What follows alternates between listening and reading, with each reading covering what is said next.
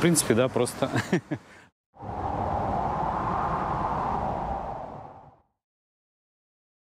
Ты видел что-нибудь подобное, как этот ураган сегодня в Аргентине? Я вот нет, никогда. Я испугался вот этого звука. Мне казалось, сейчас у нас сорвет забор, крышу, и на нас что-нибудь упадет. Я еще со сна ничего не поняла, но ты так бегал шустро и растаскивал горшки с цветами, все убирал, закрывал, расчищал сливы. Я пыталась там где что-то помогать со сна. Вот я поняла, что это серьезно, раз ты там так прям активно занимаешься всем этим. И не зря, потому что утром, несмотря на то, что мы убрали, у нас все равно залило почти под пол, и вода уже почти заливалась в дом.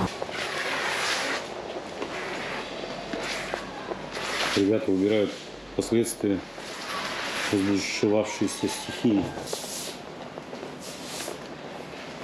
Сегодня решили пройти по нашему району, по месту, где мы живем, парку агрономия, и посмотреть последствия урагана. Офигеть!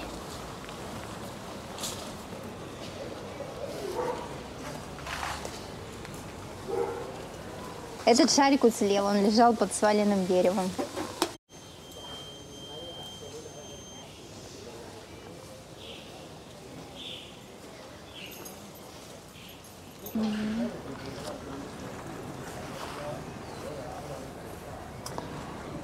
Сорвало забор, упал.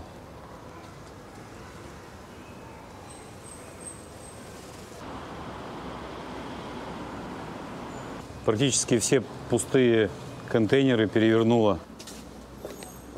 Устояли только наполненные. Это наше любимое дерево.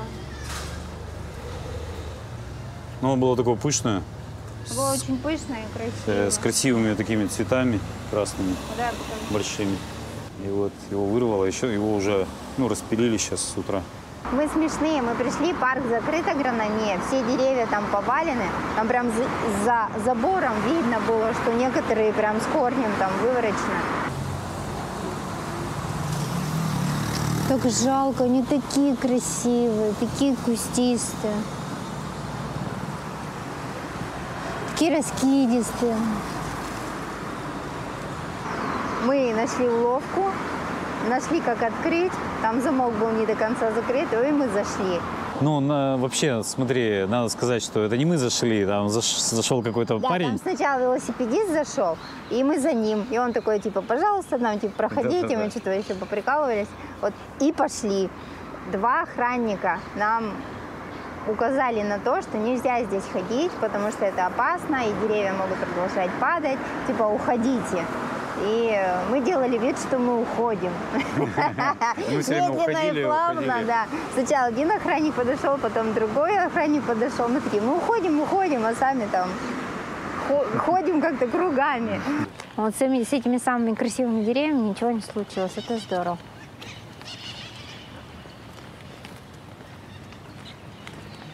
Бедная мимоза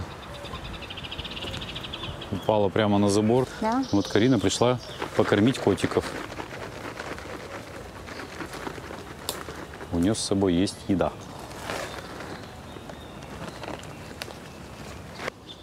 Попугай, привет! Пойдем сюда. Мы здесь не пройдем.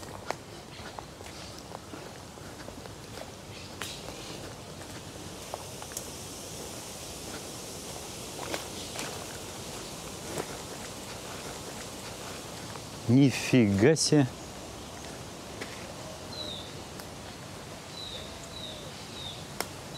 Это ровесники динозавров.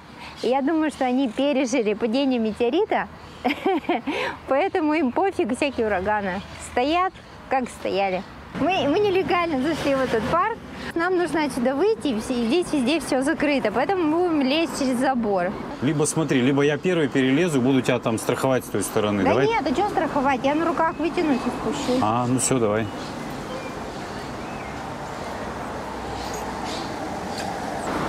Главное мне успеть тоже свинтить, потому что он скажет, не, нельзя. А ты уже там. И нас разлучат с тобой или разлучат.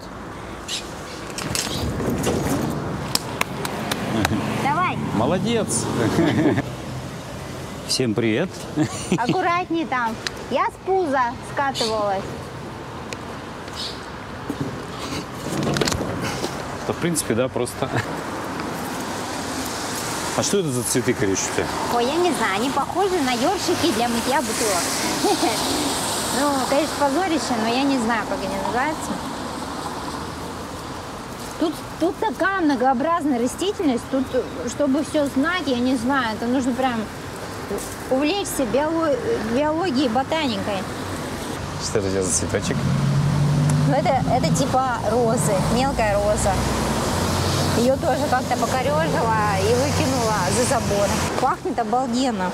Кстати, в Аргентине не все, очень мало растений пахнут ярко. Вот это липа и вот этот вот цветок. Это два цветка, которые прям очень классно пахнут.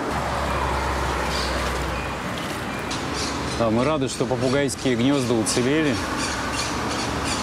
в какой-то мере. Ну, значит, крепко строят, да? И куча деревьев прямо посреди перекрестка валяется.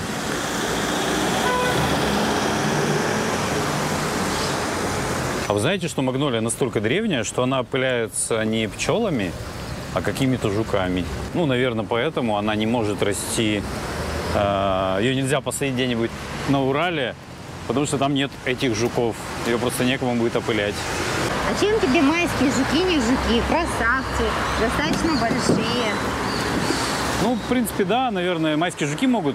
Но, с другой стороны, я вообще не понимаю, а что, ну, пчелы увидят магнолию, скажут: о, вкусненько, и тоже будут ее опылять.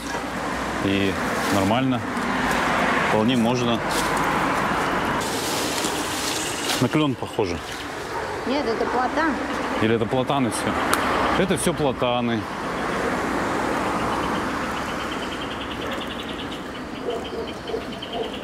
Бедные полицейские пилят сырую древесину какой-то ужасной, плохой, тупой ножовкой.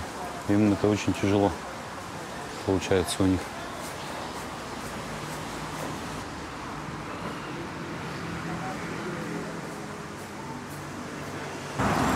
У людей какая-то беда, несчастье, да, и ты какой-то любопытствующий снимаешь это.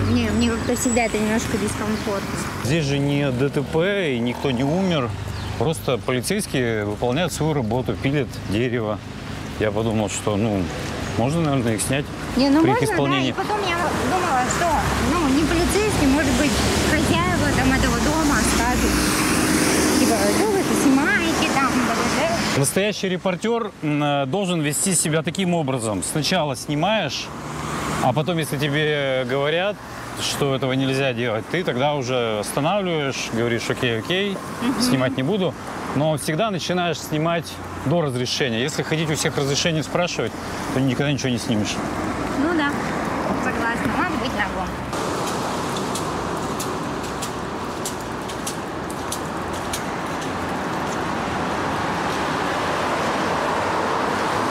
Ему не хватит корней, то есть ему, может быть, хватит для питания, но его надо будет, ты знаешь, там 10 лет поддерживать чем-то, какими-то столбами.